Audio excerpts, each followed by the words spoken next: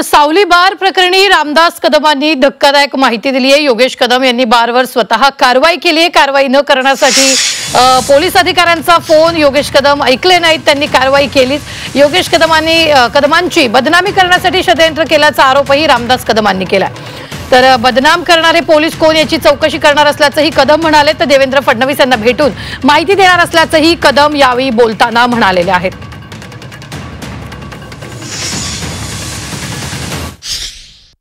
ते फक्त योगेश दादांनी वाशीमध्ये लेडीज बार बंद केला म्हणून काही पोलिसांनी योगेश दादाला फोन केले होते की साहेब तुम्ही थांबवा म्हणून, आणि ते थांबवलं नाही म्हणून हेतुपुरस्कार काही पोलिसांनी केलेले हे बदनाम करण्याचं कटकारस्थान आहे।